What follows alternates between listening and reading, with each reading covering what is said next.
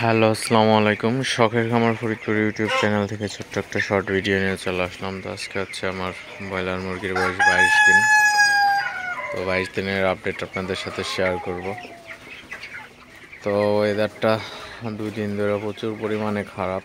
তো বলা যায় অল টাইমে বৃষ্টি হয়।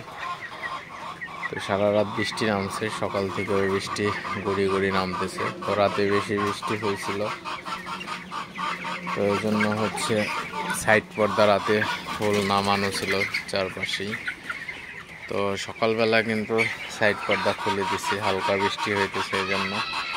তো আর সবসময় কিন্তু মুরগির ঘরে সাইড পর্দা নামানো রাখা যাবে না।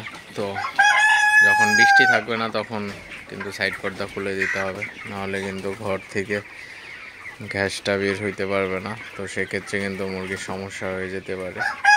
তো অবশ্যই যখন কম বৃষ্টি থাকবে তখন কিন্তু আপনারা সাইড পর্দা উঠাই দিতে পারেন। তো সেক্ষেত্রে কিন্তু মুরগিগুলা ভালো থাকবে, সুস্থ থাকবে এবং মুরগিগুলা একদম ভালো থাকবে আশা করা যায়। তো ওয়েদারটা মাশাআল্লাহ বলা চলে খুবই ভালো আছে। তো এই ওয়েদারে মুরগির গরমের কোনো সমস্যা হইতেছে না।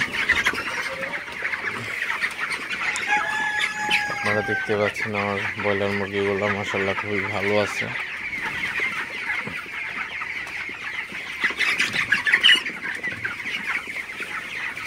তো ব্রয়লার মুরগিগুলোকে একটু তাড়াই দিবেন, যাতে মুরগিগুলা খাবার খায়, দৌড়াদৌড়ি করে।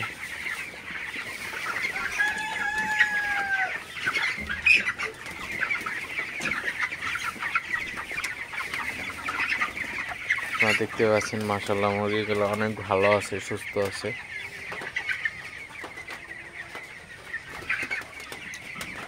তো আপনারা সাইড পর্দা খুলে দিবেন যখন বৃষ্টি থাকবে না। তো তাহলে ঘরে আলো বাতাস ঢুকবে এবং মুরগিগুলো সুস্থ থাকবে। ঘরে গ্যাস জমলে গ্যাসটাও বের হয়ে যেতে পারবে। তো ভিডিওটি আর বেশি বড় করব না। সবাই ভালো থাকবেন, সুস্থ থাকবেন।